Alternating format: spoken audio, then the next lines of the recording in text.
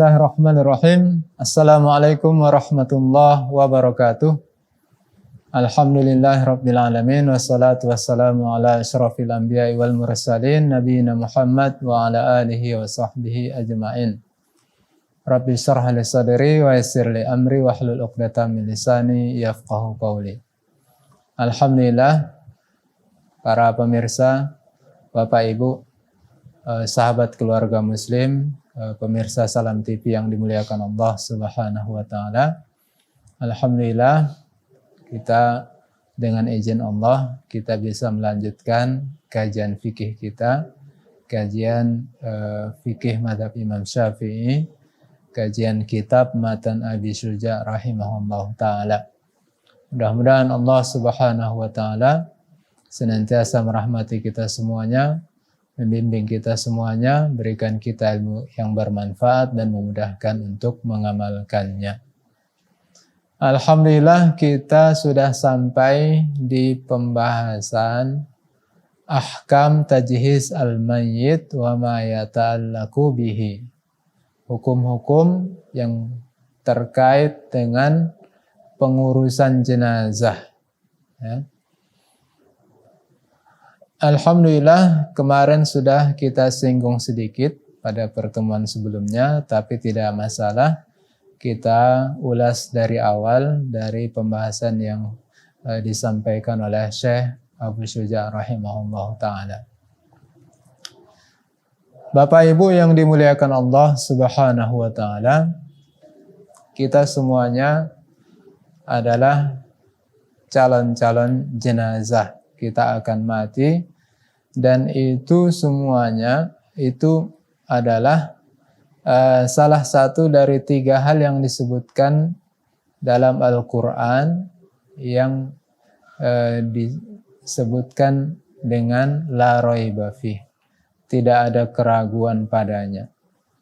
Ada 3 hal yang disebutkan dalam Al-Quran yang tidak ada keraguan padanya bahwa itu adalah benar, bahwa itu adalah benar dan terjadi. Apa itu? Yaitu yang pertama adalah Al-Quran. Ya, Al-Quran adalah kitab yang benar. Dzalikal kitabu la raiba fih. Itu adalah Al-Quran yang tidak ada keraguan padanya. Itu adalah sebuah kitab yang turun dari Allah Subhanahu wa taala, yang semua isinya itu adalah benar.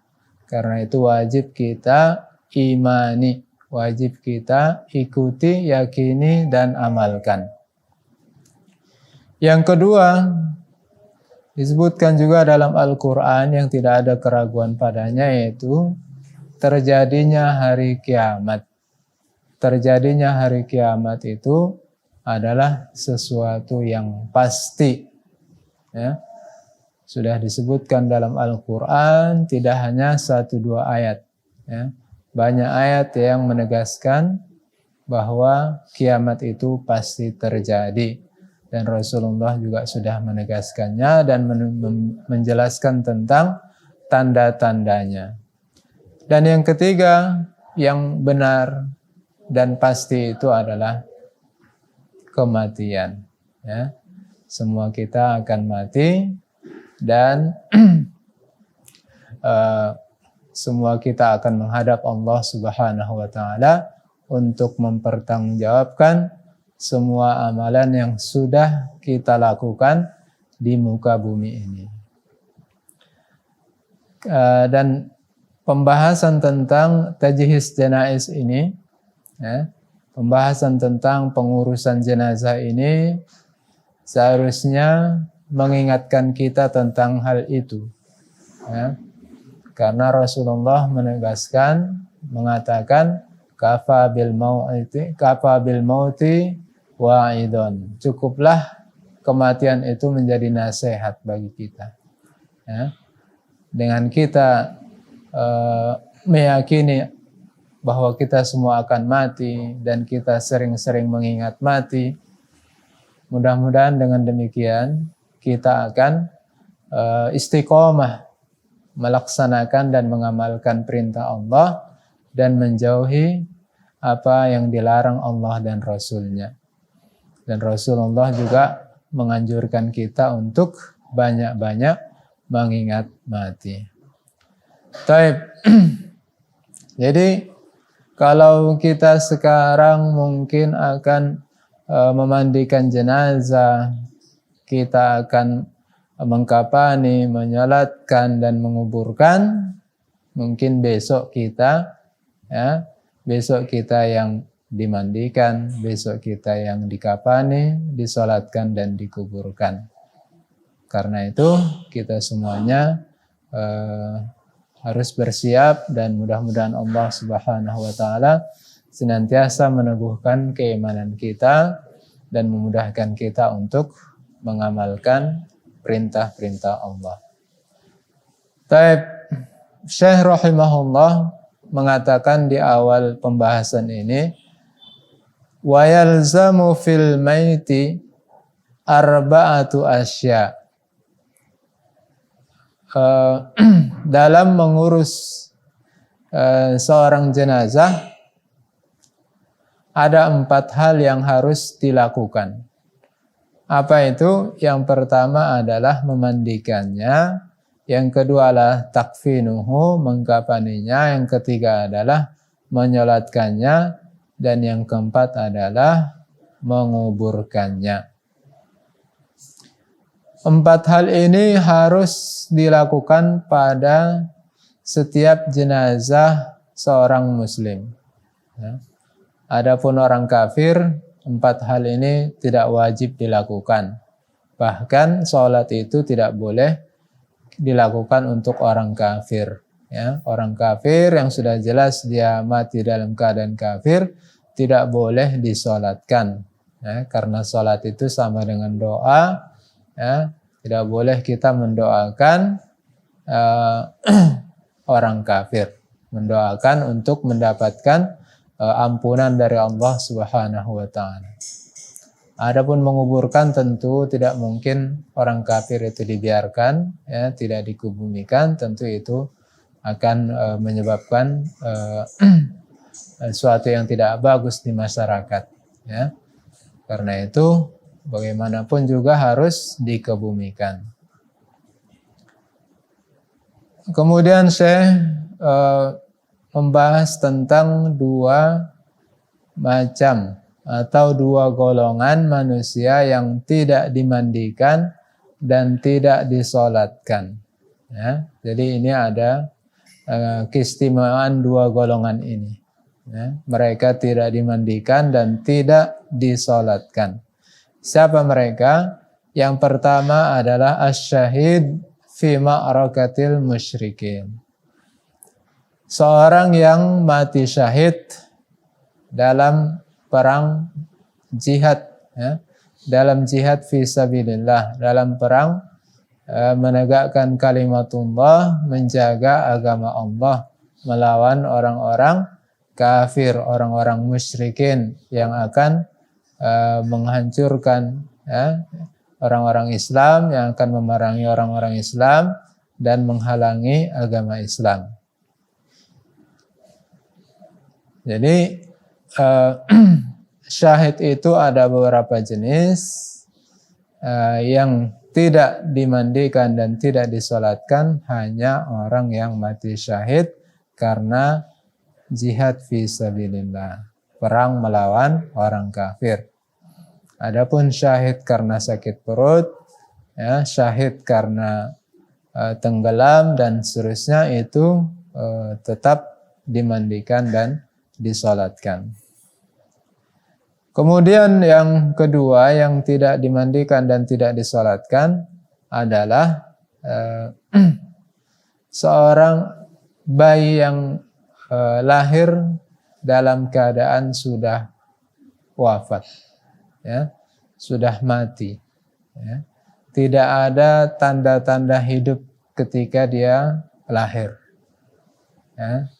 tidak ada pergerakan badannya, tangannya tidak bergerak, matanya tidak terbuka, tidak ada menangis, tidak ada suara, tidak ada menetek ke ibunya, tidak ada, tapi sudah mati, tidak ada detak jantungnya, ya, maka janin atau bayi yang lahir dalam keadaan sudah wafat ini juga tidak dimandikan dan tidak dikafani, ya, cukup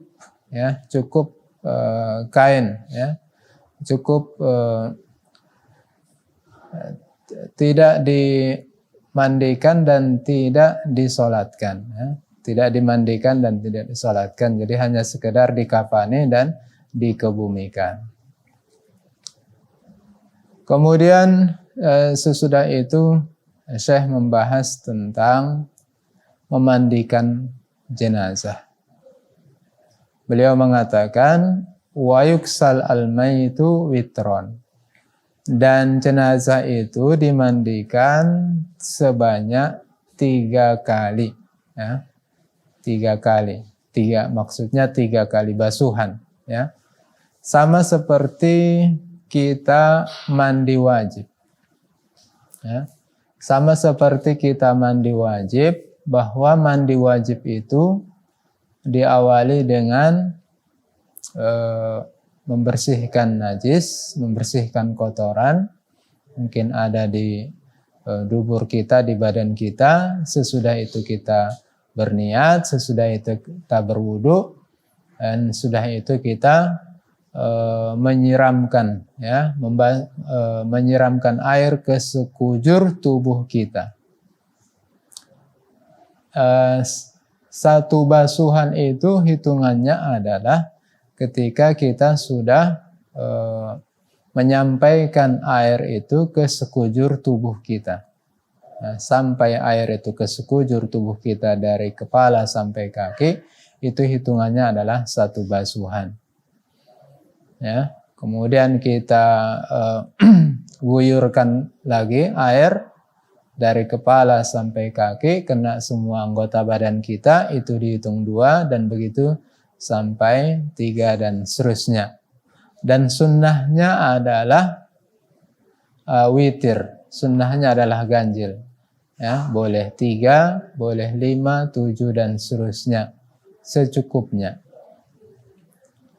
Jadi demikian juga dalam memandikan jenazah, ya. Sunnahnya 3, 5, 7 dan seterusnya, ganjil. Jadi diawali dengan membersihkan najis. Membersihkan najis kalau ada di badan jenazah. Membersihkannya itu diantara yang dilakukan adalah dengan agak mendudukkan jenazah sedikit, agak didudukkan sedikit, diangkat kepalanya, badannya, sehingga dia seperti dalam posisi duduk. Kemudian yang memandikan jenazah itu agak menekan sedikit perut jenazah, sehingga kalau mungkin ada kotoran-kotoran, ya, mungkin jenazah itu ada kotoran yang harus dibuang, dia bisa dibuang saat itu juga. Dan kalau itu dilakukan, insya Allah ketika nanti jenazah sudah dikafani, maka tidak keluar kotoran jenazah itu sesudah dikafani, tentu itu tidak bagus. Sesudah itu dilakukan, kemudian dimandikanlah, ya, dimandikan. Pertama sekali memandikannya itu adalah dengan di sini disebutkan dengan air suci yang dicampur dengan bidara, ya. Bisa dengan daun bidara atau yang sudah menjadi tepung.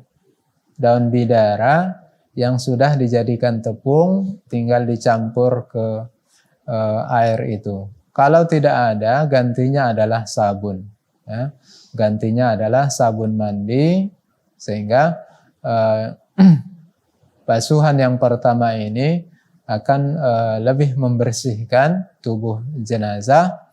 Kemudian dibasuh, kemudian itu yang pertama, kemudian basuhan yang kedua dengan air biasa, dan yang ketiga adalah dengan air yang dicampur dengan kapur barus. Baik Bapak Ibu insya Allah ini akan kita lanjutkan pembahasan ini sesudah pesan-pesan berikut ini.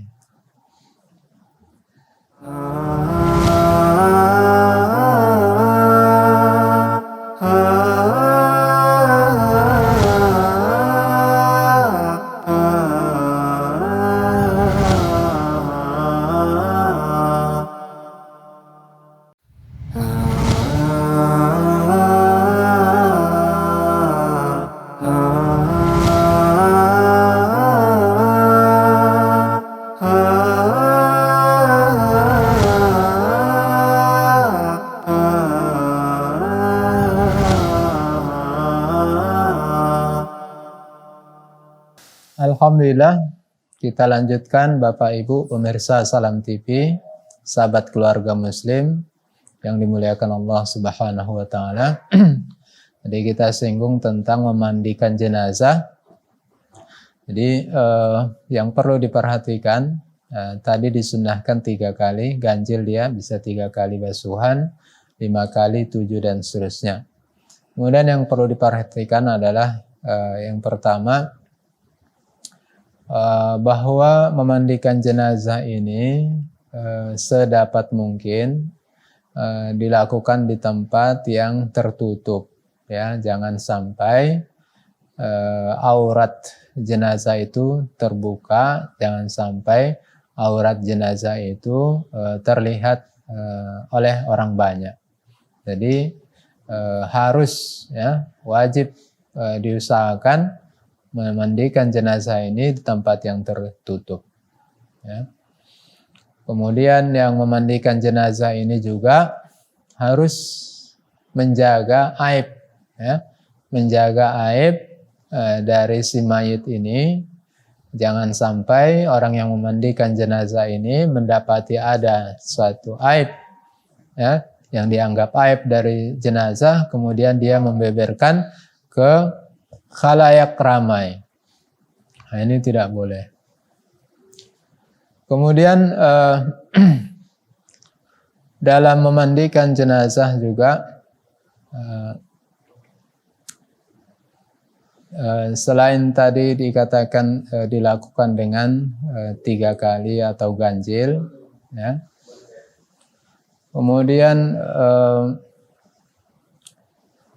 di akhirnya itu adalah diwudukan, ya, diwudukan.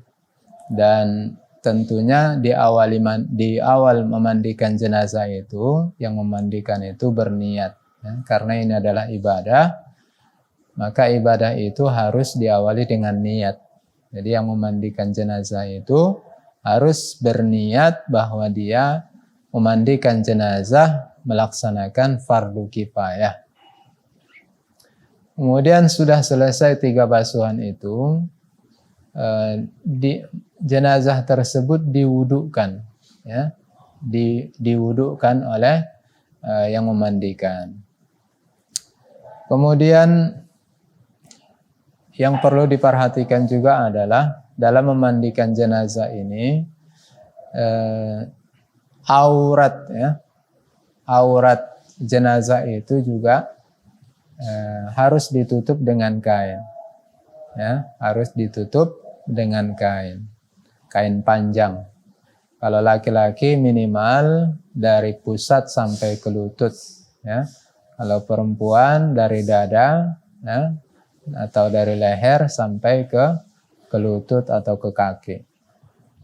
Jadi saat memandikan itu tetap tertutup dan ketika perlu menggosok-gosok badan jenazah tersebut, maka dilakukan di bawah kain, ya. Jangan dibuka atau dilihat aurat jenazah tersebut, karena jenazah karena seorang muslim itu dia itu dimuliakan baik saat masih hidup maupun sudah wafat. Dan salah satu bentuk memuliakan orang muslim itu yang sudah wafat itu adalah dengan menjaga auratnya, menutup auratnya. Jangan dibiarkan terbuka. Kemudian sesudah selesai memandikan jenazah, maka jenazah tersebut dikafani, dan sebelum dikafani tentu dilap dengan handuk, ya, dilap dengan handuk kain atau kain yang semisalnya yang bisa mengeringkan badan jenazah tersebut. Sesudah itu dengan tertutup, ya, auratnya tertutup, dibawa ke tempat mengkafani jenazah tersebut. Kemudian dalam mengkafani jenazah yang perlu diperhatikan seperti yang disampaikan Syekh Abu Syuja rahimahullah, bahwa mayit itu dikafani dalam kain kafan 3 lembar, ya, 3 lapis. Dan kain kafan yang terbaik itu adalah kain kafan yang berwarna putih. Dan itu disunnahkan, bukan wajib, ya. Memakai kain kafan berwarna putih itu hukumnya adalah sunnah, bukan wajib. Dan kenapa? Kenapa sunnah? Karena begitu disampaikan Rasulullah, sebaik-baik pakaian adalah kain yang berwarna putih. 3 lapis ini tidak termasuk baju dan tidak termasuk imamah atau sorban bagi laki-laki, ya. Nah, itu di luar baju dan serban. Wa takunul athwab kulluha lafaif. Jadi kain kafan itu 3 lapis, dia sama panjangnya, sama lebarnya. Dan Rasulullah SAW beliau juga dikafani dalam kain kafan sebanyak 3 lembar. Dan dalam mengkafani jenazah tersebut, ya, bisa dengan diberikan semacam kapas untuk menutup, ya, menutup lubang-lubang jenazah, matanya, hidungnya, mulutnya. Kemudian tempat-tempat sujud, yaitu dahi, kemudian tangan, kemudian lutut dan kaki. Nah, itu diberikan kapas. Kemudian boleh juga diberikan wewangian, ya. Wewangian semacam kapur barus atau minyak wangi. Kemudian untuk jenazah perempuan itu dikafani dengan 5 lembar kain kafan. 5 lembar itu apa saja? Mencakup yang pertama adalah untuk sarungnya, ya. Jadi kain kafan itu dipotong untuk bisa dipakai menjadi sarungnya, ya, dari perutnya sampai ke kakinya. Kemudian ada juga untuk bajunya. Jadi kain kafan putih itu dipotong, dibentuk untuk nanti menjadi baju, kain yang dianggap sebagai baju bagi jenazah, yang dipotong dia untuk menutupi badannya, ya, dari pundaknya sampai kira-kira perutnya. Kemudian satu lagi adalah untuk khimar atau untuk jilbabnya. Kemudian 2 kain lagi adalah untuk pembungkus sekujur badannya. Jadi ini untuk kaum wanita. Jadi laki-laki 3 lembar, ya, kain kafan, kaum wanita 5 lembar, 1 untuk sarung, 1 untuk baju, 1 untuk jilbab, dan 2 untuk membungkus seluruh badannya. ini adalah yang terbaik, ya, sunnah. Tapi kalau kita mau yang minimal, satu lembar pun cukup. Satu lembar kain kafan untuk mengkafani jenazah itu cukup. Yang penting auratnya tertutup. Kalau memang tidak ada kain kafan yang bisa dipakai, ya, karena keterbatasan dana atau karena tidak ada kain yang bisa dipakai, ya, hanya satu saja, satu lembar saja, maka itu pun sudah cukup. Dan hal itu adalah berdasarkan kisah sahabat, di mana seorang sahabat Mus'ab bin Umair, beliau wafat, ya, beliau syahid, dan tidak ada kain yang bisa dipakai untuk mengkafani beliau kecuali satu kain yang cukup pendek, ya, dan kalau ditutup kepalanya kakinya nampak, kalau ditutup kakinya kepalanya nampak. Jadi ini menunjukkan bahwa satu lembar kain kafan saja sudah memadai untuk mengkafani seorang jenazah. Kemudian sesudah menjelaskan tentang mengkafani jenazah, Syekh Abu Syuja membahas tentang tata cara menyolatkan jenazah. Beliau mengatakan, wa yukabbar alaihi arba'u takbirat. Menyolatkan jenazah itu adalah dengan 4 takbir, ya. Jadi sholat jenazah itu tentunya didahului dengan niat bahwa kita akan menyolatkan jenazah ini, jenazah si fulan, lillahi ta'ala. Kemudian takbiratul ihram, ya, takbiratul ihram, Allahu Akbar. Kemudian sesudah takbir yang pertama yaitu takbiratul ihram, kita membaca surat Al-Fatihah. Wa yakabbar alaihi arba' takbirat yukra al-Fatihatu ba'dal ula. Ya, sesudah takbir yang pertama membaca surat Al-Fatihah. Kemudian sesudah membaca Fatihah, kita pun takbir, ya, takbir yang kedua, Allahu Akbar. Disunahkan dengan mengangkat tangan.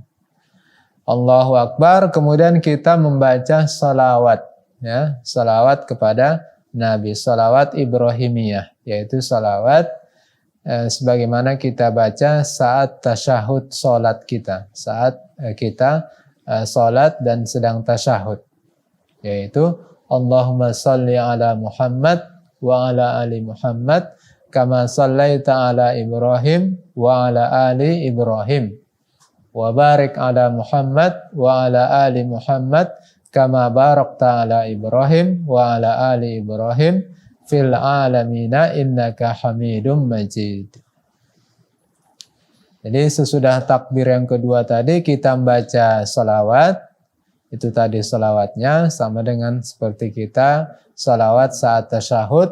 Kemudian sesudah kita salawat, kita takbir yang ketiga, Allahu Akbar. Kemudian kita membaca doa, kita mendoakan jenazah tersebut, ya. Ada beberapa contoh doa yang sudah dipraktekkan oleh Rasulullah SAW. Di antaranya adalah Allahumma hadza abduka wa banu abdaika kharaja min rauhid dunya, dan seterusnya.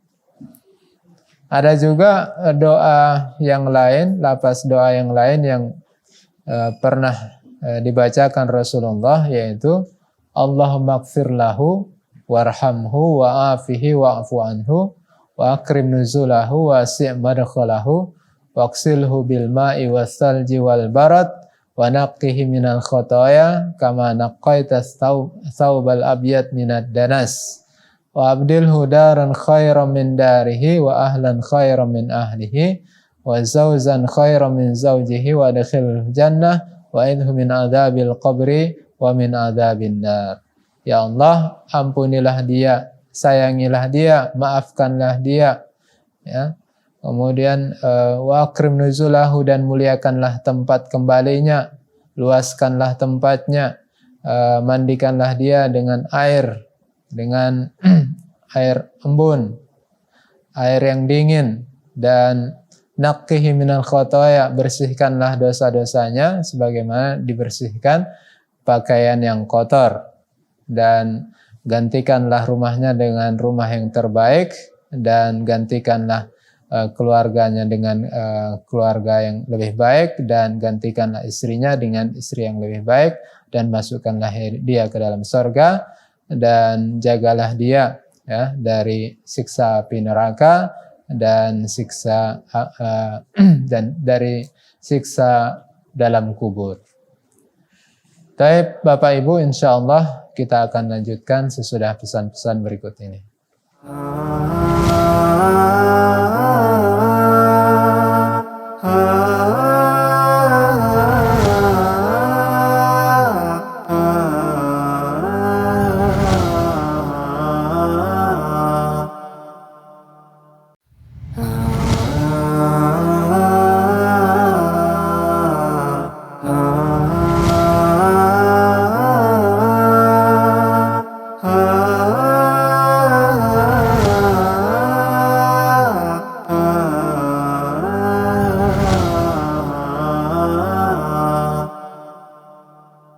Baik, alhamdulillah. Kita lanjutkan Bapak Ibu pemirsa Salam TV yang dimuliakan Allah Subhanahu wa taala. Tadi kita sampaikan bahwa sesudah kita membaca Al-Fatihah, kita takbir, itulah takbir yang kedua, kemudian takbir yang kedua, sesudah takbir yang kedua kita baca salawat, dan sesudah kita salawat kita takbir lagi, takbir yang ketiga, kemudian kita membaca doa, kita mendoakan jenazah si mayit dengan beberapa, ya, model doa yang pernah diajarkan Rasulullah SAW. Ada beberapa model, diantaranya tadi sudah kita sampaikan. Juga ada model yang ketiga, di mana Rasulullah dalam doanya mengatakan, Allahumma gfir li hayyina wa mayyitina wa sagirina wa kabirina wa dzakarina wa unsana wa syahidana wa ghaibana, Allahumma man ahyaitahu minna fahyihi alal iman wa man tawaffaitahu minna fatawaffahu alal islam, Allahumma la tahrimna ajrahu wa la tudillana ba'dahu. Ya Allah, ampunilah orang-orang yang hidup dari kami dan orang yang meninggal dari kami, orang yang masih kecil dan yang sudah besar dari kami, baik laki-laki maupun perempuan, baik yang hadir maupun yang tidak hadir. Ya Allah, siapa yang kamu hidupkan dari kami, maka hendaklah kamu hidupkan kami dalam keadaan beriman, dan siapa yang kamu wafatkan dari kami, hendaklah kamu wafatkan kami dalam keadaan Islam. Ya Allah, janganlah kamu halangi kami untuk mendapatkan pahalanya, dan janganlah kamu sesatkan kami sesudah kepergiannya. Setelah membaca doa itu, kita takbir yang keempat, dan sesudah takbir yang keempat, disunahkan juga sebelum salam kita membaca doa, Allahumma la tahrimna ajrahu wa la taftinna ba'dahu waghfir lana wa lahu. Jadi sudah itu kita salam, assalamualaikum kanan, assalamualaikum ke kiri. Kalau dicukupkan dengan sekali salam juga sudah bisa. Karena salam yang kedua itu adalah sunnah.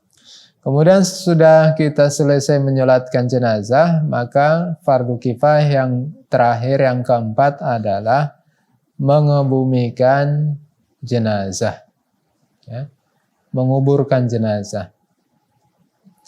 Yang perlu diperhatikan dalam menguburkan jenazah diantaranya adalah jangan sampai kita menguburkan jenazah pada waktu yang diharamkan. Ada 3 waktu yang diharamkan oleh Rasulullah kita menguburkan jenazah. Yang pertama adalah ketika matahari tepat di atas kepala kita sampai matahari bergeser, ya, sampai tiba waktu sholat zuhur. Ya. Jadi saat itu jangan sampai kita mengebumikan jenazah. Jadi kita usahakan sebelum itu atau sesudah itu.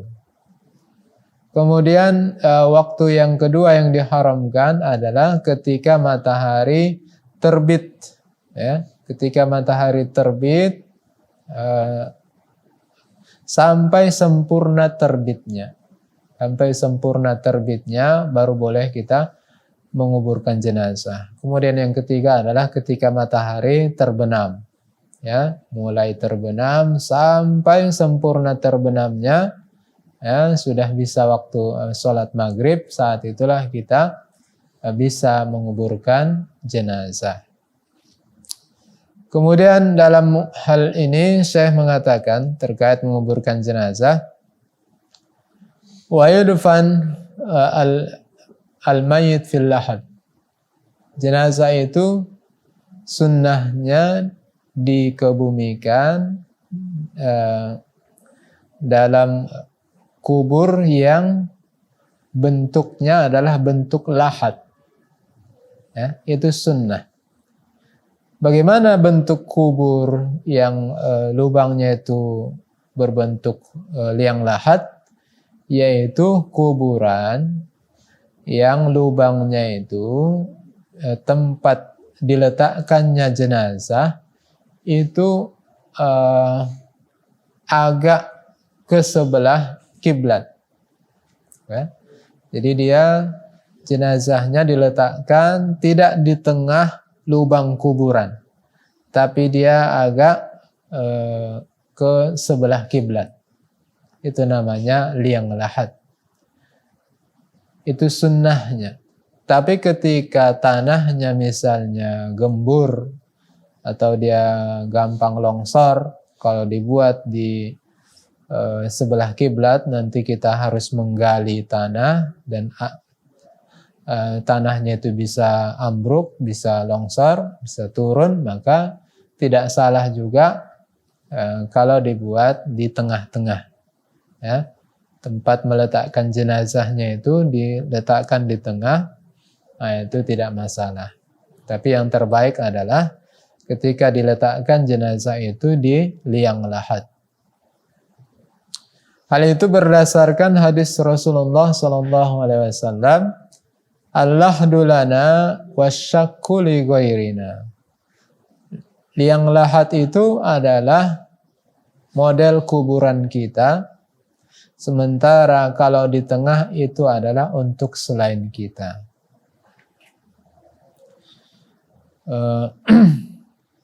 Itu terkait tempat meletakkan jenazah. Kemudian ketika akan memasukkan jenazah, ya, akan memasukkan jenazah ke lubang kuburan, ya, maka itu dimasukkan dari sebelah kaki, ya, dari sebelah kaki. Jadi kepalanya dahulu dimasukkan, ya, arahnya. Kemudian sesudah pas di atas lubang kuburan itu kemudian diturunkan perlahan-lahan, ya, diturunkan perlahan-lahan. Kemudian diletakkan dengan posisi miring menghadap kiblat, ya. Jadi tubuh jenazah itu dimiringkan, posisinya adalah tidur dengan posisi tangan kanan itu, posisi sisi kanan itu bagian bawah. Jadi jenazah dihadapkan ke arah kiblat. Hal itu adalah berdasarkan hadis Rasulullah yang diriwayatkan oleh Imam Abu Daud, al-Ka'bah kiblatukum ahya'an wa amwatan. Ka'bah itu adalah kiblat kalian, baik kalian masih hidup maupun kalian sudah wafat. Wa yusallu min qibal ra'sihi birifqin. Jadi dimasukkan dari arah sebelah kakinya, kepalanya dahulu ya, dengan lemah lembut, kemudian sambil menurunkan jenazah itu ke liang lahat, yang menurunkan ya, yang masuk ya, orang-orang yang masuk atau berdiri ya, mengangkat dan menerima jenazah, memasukkan ke liang lahat itu, mereka disunnahkan membaca Bismillah wa ala millati Rasulillah, dengan nama Allah dan dengan agama Rasulullah sallallahu alaihi wasallam. Kemudian beliau mengatakan wayudajja fil qabri ba'da an yu'ammaq qamatan wa bastatan. Sunnahnya itu dalam kubur itu ya, kedalaman kuburan itu adalah setinggi manusia ya. Itu sunnahnya. Sunnahnya kedalaman kuburan itu adalah setinggi kita, setinggi seorang yang sedang ya, yang normal. Kira-kira 1,60 meter, 1,70 meter. Jadi kalau dia berdiri di apa itu pas ya, setinggi seseorang yang dewasa. Itu idealnya. Tapi kalau tidak bisa seperti itu, minimal adalah sedalam sesuatu yang dengan kedalaman tersebut hewan-hewan buas atau hewan-hewan pemakan bangkai tidak bisa menjangkau jenazah tersebut ya. Kalau misalnya dengan semeter, kedalaman 1 meter lebih sudah bisa, nah itu sudah cukup. Tapi tentu kalau kita mau idealnya adalah dengan kedalaman setinggi seorang laki-laki dewasa. Kemudian beliau mengatakan wa yusattah al-qabr, dan ditinggikan ya, sesudah dimasukkan ke liang lahat, kemudian ditutup dengan papan, kemudian ditutup dengan tanah, dan disunnahkan tanah kuburan tersebut itu ditinggikan sekitar 1 jengkal ya, ditinggikan untuk menandakan bahwa itu adalah kuburan ya, dan tidak lebih dari 1 jengkal. Hal itu adalah sebagaimana yang dilakukan oleh para sahabat terhadap Rasulullah sallallahu alaihi wasallam, bahwa para sahabat ketika mengebumikan Rasulullah, kuburan beliau tanahnya juga ditinggikan sekitar 1 jengkal. Dan tidak boleh lebih dari situ. Jangan sampai meninggikan jenazah, apalagi membangunnya. Ya. Karena itu beliau mengatakan wala yubna alaihi wala yujassas. Jangan kita membangun kuburan. Jangan kita meninggikan kuburan. Karena kalau ditinggikan 1 meter atau lebih, maka itu dikhawatirkan itu bisa menjadi sarana perbuatan syirik. Di samping itu adalah sebuah kemubaziran. Mubazir ya. Mubazir. Karena itu tidak perlu ya, jenazah tidak butuh seperti itu. Yang dibutuhkan jenazah adalah ya, amalan yang bisa mengalir pahalanya ke jenazah tersebut. Misalnya kita punya punya uang atau punya sebidang tanah, kita wakafkan. Kita punya uang, kita belikan sesuatu yang bisa kita wakafkan, dan kita niatkan untuk pahalanya untuk jenazah tersebut. Itu yang dibutuhkan. Adapun membangun kuburan itu selain itu mubazir, ya, dan jenazah juga tidak butuh itu juga dilarang oleh Rasulullah SAW. Di mana dalam sebuah hadis yang diriwayatkan dari Ali bin Abi Thalib, ya, beliau mengatakan, aku akan mengutusmu sebagaimana aku diutus oleh Rasulullah SAW. Dalam hadis tersebut dikatakan, tidaklah kamu mendapati satu kuburan yang ditinggikan kecuali kamu ratakan dengan tanah. Ya, kenapa hal itu dilakukan? Karena kuburan-kuburan yang ditinggikan itu, apalagi itu adalah kuburan ulama, kuburan bangsawan, kuburan orang yang terhormat di masyarakat, itu dikhawatirkan menjadi wasilah terhadap perbuatan syirik. Ya. Dan dalam hadis yang lain Rasulullah mengatakan, Allah melaknat orang Yahudi dan orang Nasrani, ya, karena mereka menjadikan kuburan para nabi mereka sebagai masjid, tempat ibadah, tempat sholat, tempat berdoa. Ya. Masyarakat awam, orang-orang awam menganggap ketika kuburan itu diistimewakan, ditinggikan, itu adalah kuburan wali Allah, sehingga kalau berdoa di situ, ibadah di situ, itu adalah ibadah yang bagus. Mereka menganggap suatu yang tidak ada dalilnya, tidak ada landasannya sama sekali. Bahkan itu adalah bisa menjatuhkan mereka kepada perbuatan syirik. Karena itu dilarang. Jangan sampai kita meninggikan kuburan.